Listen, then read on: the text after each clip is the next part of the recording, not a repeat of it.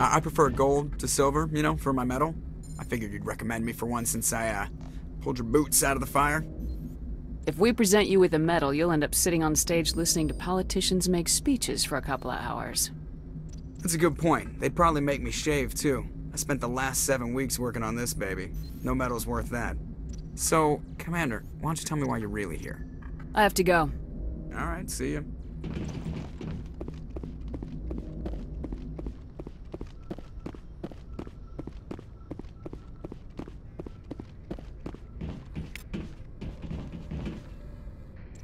If anyone has to take over for Captain Anderson, I'm glad it's you. I'm not sure about having non-humans on our ship, though. We're all on the same team here, Presley. With all due respect, ma'am, that's what they said about Nihilus. Look how that turned out. Speak freely, Presley. I want to know if you have a problem with non-humans. It's not that, Commander. Humanity has always handled its own problems. Saren attacked one of our colonies. We should be the ones to stop him. We don't need their help. This is bigger than humanity. Saren's a threat to every species in the galaxy, and I'll welcome anyone who wants to help me bring him down. I guess so. Maybe I'm just stuck in the old ways of thinking. But don't worry, Commander. This won't be a problem. Carry on, Presley. Yes, ma'am.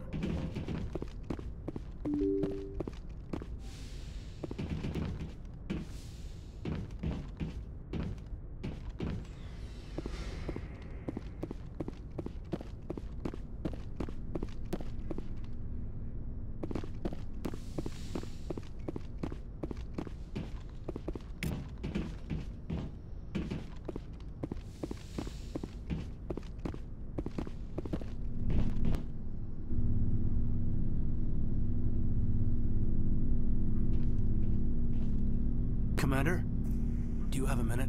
I always make time for my officers. Off the record, I think there's something wrong here. This Saren is looking for records on some kind of galactic extinction, but we can't get backup from the Council? Sorry, Commander. There's writing on the wall here, but someone isn't reading it. The Council doesn't want to believe anything's wrong. I'd call it human nature, but... I hear you. It just seems like a group that's been around as long as the Council should see this coming. I mean, it's funny, we finally get out here, and the final frontier was already settled. And the residents don't even seem impressed by the view. Or the dangers. Well, well. You're a romantic. Did you sign on for the dream, Malenko?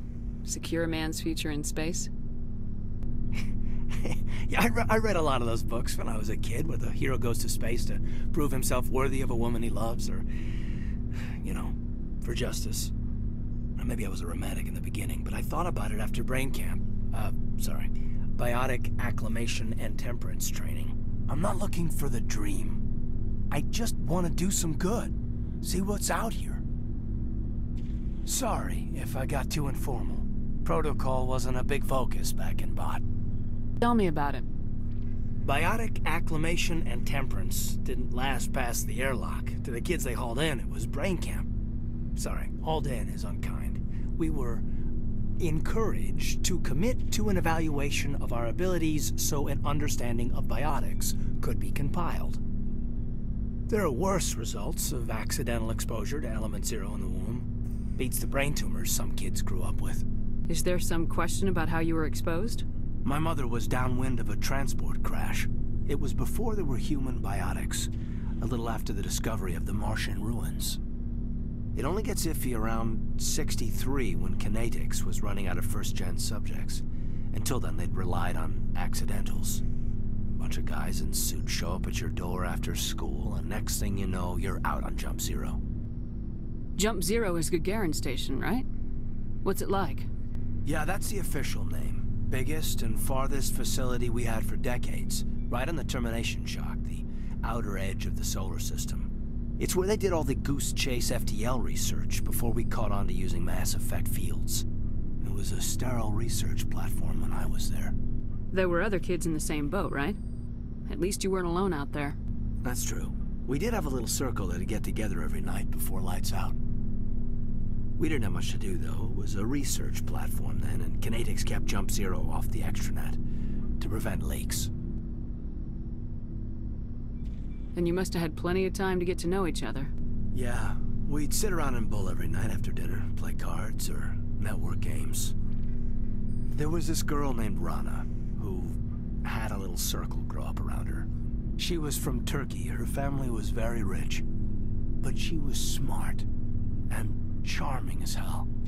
Beautiful, but not stuck up about it. Like you, I guess. Ma'am. You know of any intentional exposures for certain? No one knows. Doesn't mean they didn't happen. As big as the exposures were, it was hard to track down accidentals. It was different then. No one knew the potential, so there wasn't a lot of regulation. Anything kinetics did was gold. I'm not saying they intentionally detonated drives over our outposts, but in retrospect, they were damn quick on the scene. Jump Zero's a long way from home. What was it like? The grand gateway to humanity looks a lot better in the vids. Anyway, this was supposed to be a casual debrief, not a bull session about stuff that happened years ago. We have to depend on each other in combat. I like knowing what kind of man I have at my back. I understand, ma'am. I won't let you down. You, make a habit of getting this personal with everyone? Of course. But I don't enjoy it with everyone. We'll talk again later. I'll need some time to process that, Commander. But, yeah, I'd like that.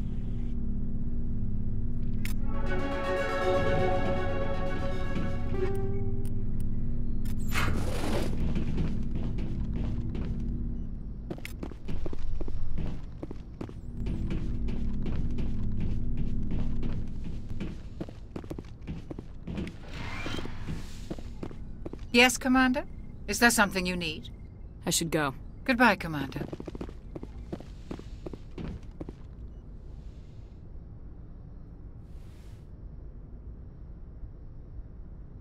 Commander, are you coming to check up on me? You look much better. How are you feeling? Dr. Chakwas assures me I am going to be fine. I was impressed with her knowledge of Asari physiology. You're in good hands. Dr. Chakwas knows what she's doing. I never properly thanked you for saving me from the Geth, Commander. If you hadn't shown up, I'm just glad we got there in time. So am I. I know you took a chance bringing me aboard this ship. I have seen the way your crew looks at me. They do not trust me. But I am not like Benezia. I will do whatever I can to help you stop Saren. I promise.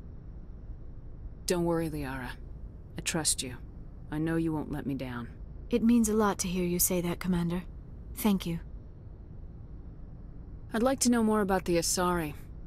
We were the first species to discover the Citadel. We were instrumental in forming the Council, and we always strive to be the voice of peaceful cooperation in galactic disputes. My people believe we are all part of a single galactic community. Each species contributes something to the greater whole. Although we seek to understand other species, it seems few of them seek to understand us. The galaxy is filled with rumors and misinformation about my people. Like what? Most of the inaccuracies are centered around our mating rituals. My species is monogendered. Male and female have no real meaning for us. We still require a partner to reproduce. This second parent, however, may be of any species and any gender. I don't understand. Your species can mate with anyone?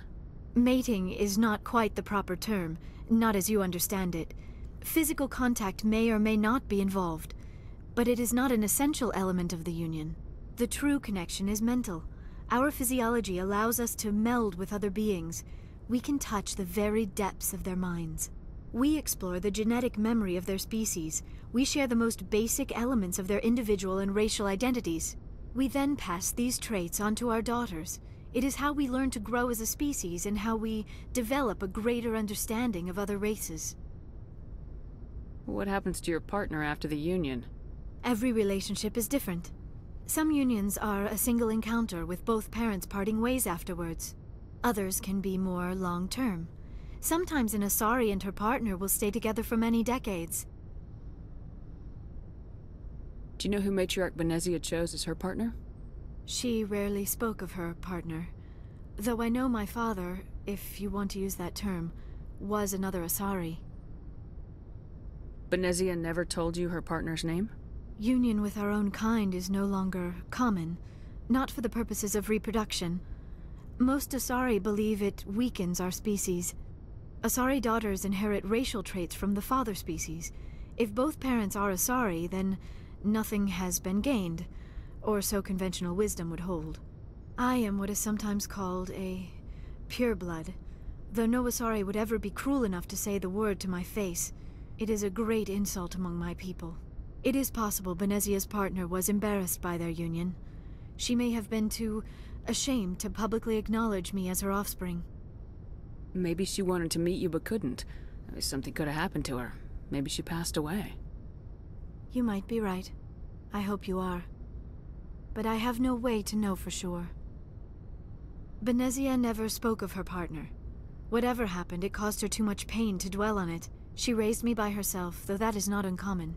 Many Asari raise their children alone, particularly if the father species is short-lived. Often the partner will pass on long before the child reaches maturity. You Asari live for 1,000 years. What happens when your partner dies? Few sapient species live as long as my kind. We have learned to take a philosophical approach to our unions. We do not focus on the inevitable loss of our partners. Instead, we enjoy the time we spend with them. And even after they're gone, a part of them lives on in us. The union is a connection that transcends both time and space. Do you know why Benezia joined up with Saren? I don't understand it. She was always outspoken about the need for the Asari to become more involved in shaping galactic events. Maybe she thought allying herself with Saren would somehow be for the greater good in the long run. At least I hope so. This hurts you, doesn't it? None of this makes any sense to me. I have not spoken to Benezia in many years, but I know her, and this was not like her. Something changed. Tell me about yourself, Liara. Me? I am afraid I am not very interesting, Commander. I spend most of my time on remote digs, unearthing mundane items buried in long-forgotten Prothean ruins. Sounds dangerous. And lonely. Sometimes I would run afoul of indigenous life forms or stumble across a small band of mercenaries or privateers, but I was always careful. Until the Geth followed me to Artemis Tau, I never found myself in any situation my biotics could not handle. As for the solitude, well, that is one aspect that most appealed to me. Sometimes I just need to get away from other people. You don't like other people? I suppose it comes from being a matriarch's daughter. People expected me to follow in Benezia's footsteps. They wanted me to become a leader of our people. Matriarchs guide their followers into the future. They seek the truth of what is yet to come. Maybe that's why I became so interested in the secrets of the past. It sounds so foolish when I say it out loud. It sounds like I became an archaeologist simply to spite Benezia. All children rebel against their parents. It's a natural part of growing up. Aha, you share the wisdom of the matriarch, Shepard. That is exactly what Benezia said when I told her of my decision. But there was more to it than that. I felt drawn to the past. The Protheans were these wondrous, mysterious figures. I wanted to know everything about them. That is why I find you so fascinating. You were marked by the beacon on Eden Prime. You were touched by working Prothean technology. Sounds like you want to dissect me in a lab somewhere. What? No! I did not mean to insinuate. I never meant to offend you, Shepard. I only meant that you would be an interesting specimen for an in-depth study. No, that's even worse. Calm down, Liara. I was only joking. Joking? Oh, by the goddess, how could I be so dense? You must think I am a complete and utter fool. Now you know why I prefer to spend my time in the field with data disks and computers. I always seem to say something embarrassing around other people. Please, just pretend this conversation never happened. I should go. Goodbye, Shepard.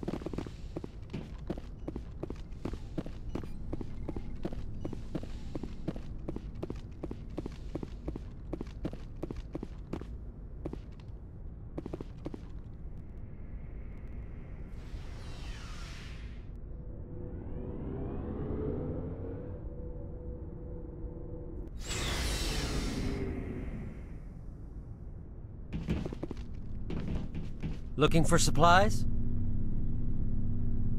Let's see what you got. You bet, Commander.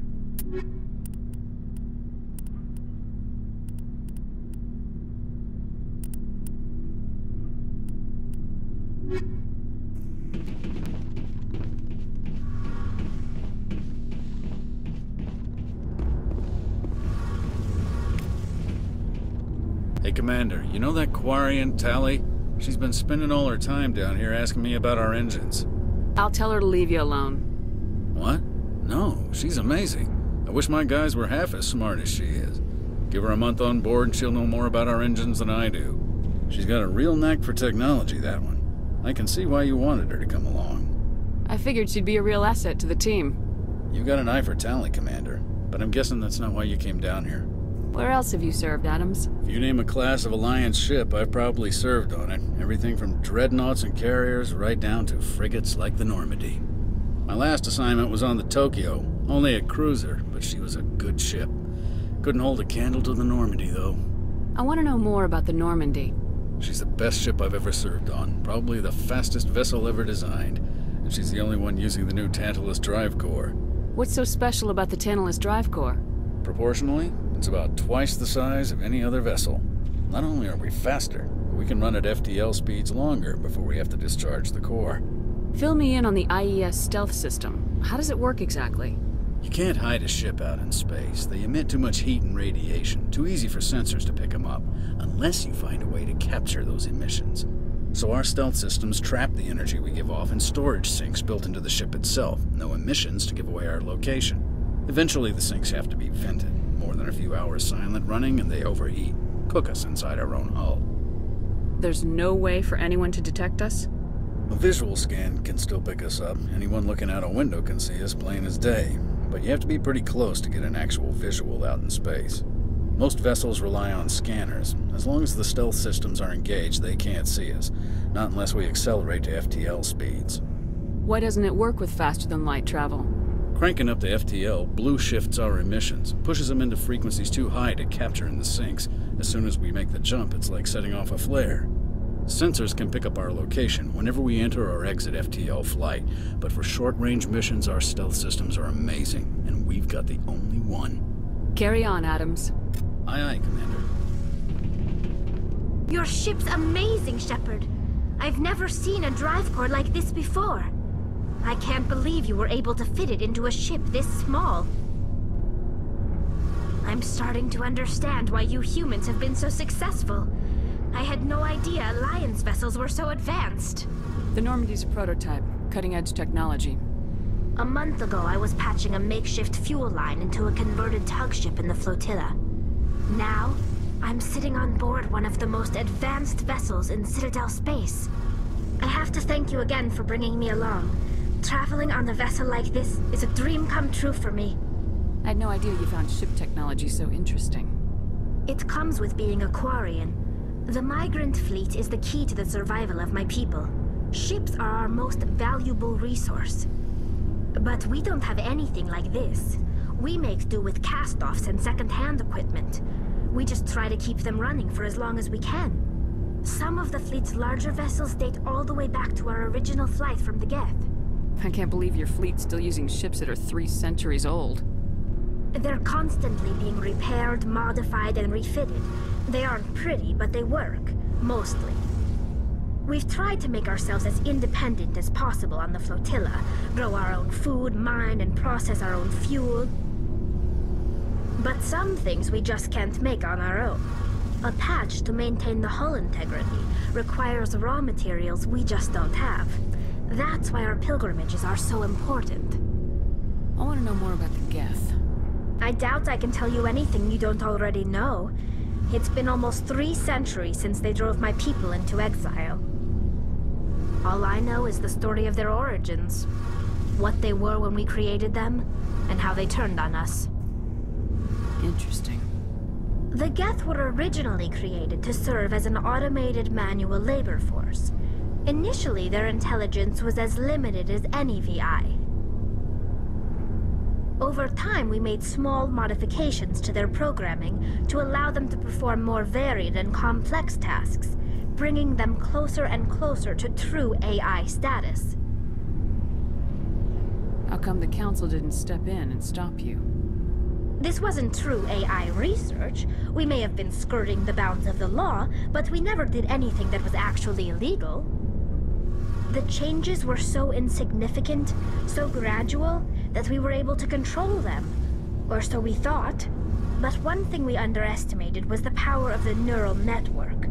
A million Geth thinking simultaneously created an inherently unstable matrix. So the Geth share brainpower? Many of the Geth's logic systems were designed to work in concert with other nearby Geth. Basically, the more of them you have in a group, the smarter they are. What made them rebel? As we built more and more Geth, their effective intelligence became more sophisticated, more abstract. One day, a Geth began to ask its Quarian overseer questions about the nature of its existence. Am I alive? Why am I here? What is my purpose? As you can imagine, this caused a near panic among my people. What did you do? It was inevitable the newly sentient Geth would rebel against their situation. We knew they would rise up against us, so we acted first. A general order went out across all Quarian-controlled systems to permanently deactivate all Geth. The Geth responded to this order violently. Hey, you can't blame them for fighting for their survival. We had no other choice. The Geth were already on the verge of revolution. By acting quickly, we had a chance to end the war before it began. The hope was that most of the Geth would still be little more than machines, incapable of organized resistance. But they had progressed much further than anyone anticipated. The war was long and bloody. Millions upon millions of Quarians died at their hands. In the end, we were forced to flee our own homeworld. We feared the Geth would pursue us, but they never came beyond the Veil. Now we drift through space, exile searching for a way to reclaim what was once ours. It's hard to feel sorry for you. Your ancestors tried to wipe out another species. We made a mistake when we created the Geth in the first place, but we did not make a mistake when we went to war against them. If we had not acted, they would have wiped us out.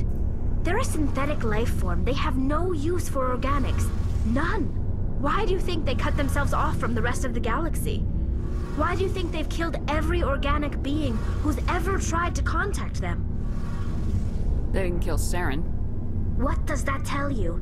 The Geth are not innocent victims in all this. They're the enemy. They want to destroy us. Not just the Quarians. All organic life. That's why they've joined up with Saren. And that's why we have to stop him. Tell me about your people. Our lives aren't easy. Resources are scarce, and we are constantly on the move. Everything we do must in some way contribute to the continuation of the migrant fleet.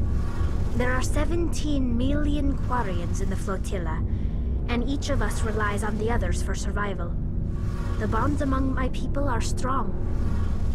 Unfortunately, we have had to surrender many of the freedoms and civil liberties other species take for granted. What kind of freedoms? Well, it's illegal for parents to have more than one child. If our population grows too much, it would strain our resources to their breaking point. Of course, we also can't allow our numbers to become too few. If our population is in decline, the rule against single births is temporarily repealed.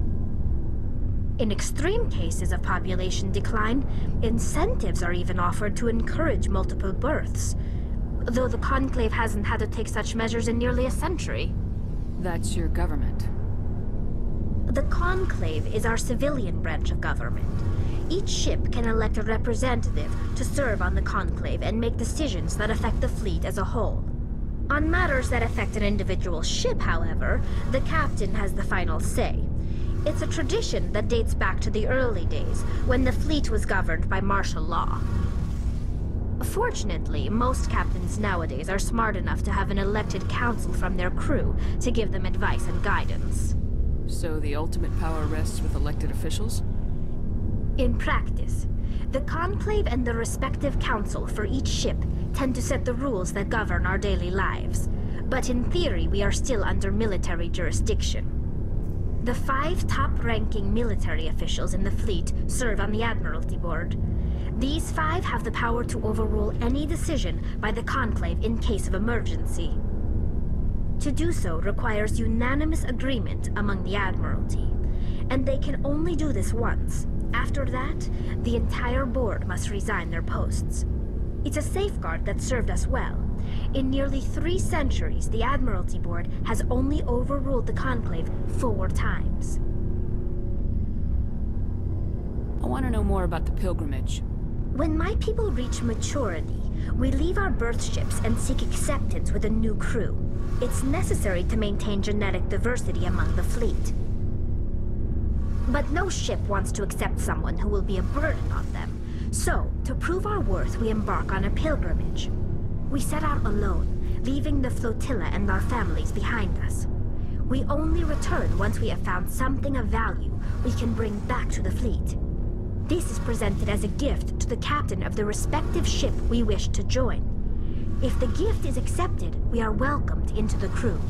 Can a captain choose to reject the gift? That doesn't happen often. Most captains are eager to increase the size of their crew. It increases their own standing in our society. Even when a gift is not particularly valuable, the captain usually accepts it out of a sense of tradition. However, there is a stigma to presenting a substandard gift. It's not the best way to make a good impression on a new community. Most pilgrims don't return until they find something worthwhile. I can't believe they just send you off alone. It's not like they just cast us out. Before we leave, we are given lessons in how to survive outside the flotilla, and given gifts to help us on our journey.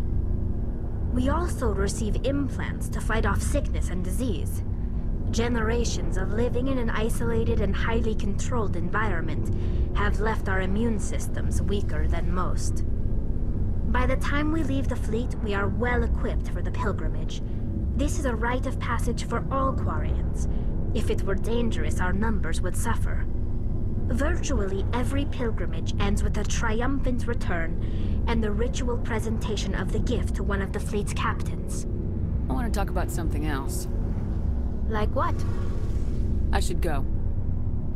See you later.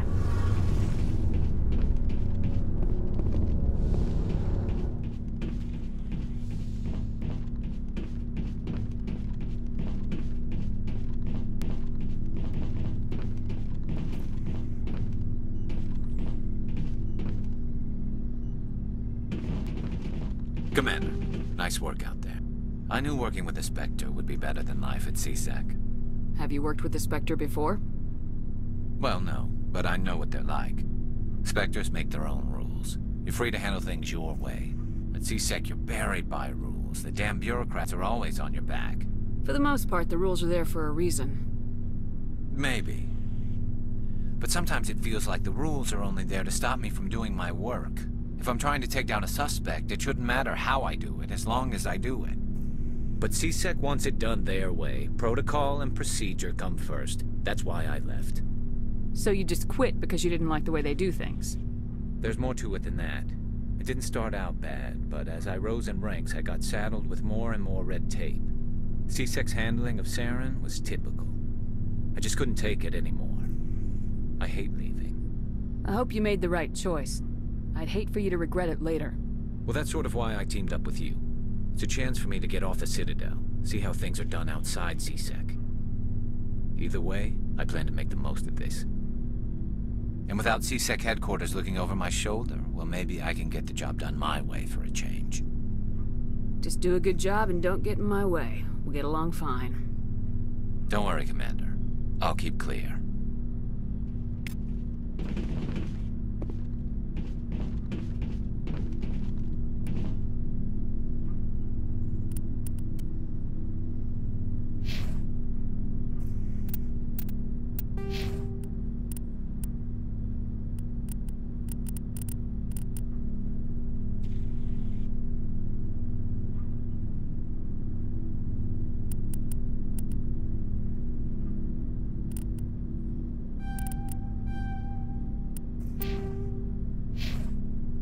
Commander? What's your opinion of the last mission? Not sure I buy Dr. Tassoni's story about her and her mom not talking. They're family, right? I think she's being straight with us. Or at least I don't think she lies very often. Yeah, she's probably really bad at it. Hey, want me to ask her about her sex life? Might be illuminating. I don't think she's used to teasing, good-natured or otherwise. No fun, Commander. Too bad those ruins got destroyed. I mean, they lasted thousands of years. That's impressive. Do you have a few minutes to talk? One-on-one? Sure. I was hoping to get a minute of your time. Off the record. Is this duty-related, Chief? No, ma'am. Well, maybe. I know things are different aboard the Normandy, but, I'm concerned about the aliens. Vicarian and Rex. With all due respect, Commander, should they have full access to the ship? You don't trust their motives because they're not human. This is the most advanced ship in the Alliance Navy. I don't think we should give them free rein to poke around the vital systems. Engines, sensors, weapons. That's enough, Chief. You always second-guess your superiors? Ma'am, no ma'am. I'm sorry, I was out of line. I'll get back to my duties, Commander. Shepard, what can I do for you? What's your story, Rex? There's no story. Go ask the Quarian if you want stories. You Krogans live for centuries. Don't tell me you haven't had a few interesting adventures. Well, there was this one time the Turians almost wiped out our entire race. That was fun. I heard about that. You know, they almost did the same to us. It's not the same. It seems pretty much the same to me. So your people were infected with a genetic mutation? An infection that makes only a few in 1,000 children survive birth? And I suppose it's destroying your entire species? I suppose it isn't all the same. I don't expect you to understand, but don't compare humanity's fate with the Krogan. Sorry, Rex. I wasn't trying to get you upset. Your ignorance doesn't upset me, Shepard. As for the Krogan, I gave up on them long ago. The genophage infected us, but it's not what's killing us. What can you tell me about the genophage? Ask the Solarians if you want details. They made it. All I know, it makes breeding nearly impossible. Thousands die in stillbirth, and most never get that far. Every Krogan is infected. Every one. And no one's rushing to find a cure. Why don't the Krogan try to find a cure? When was the last time you saw a Krogan scientist?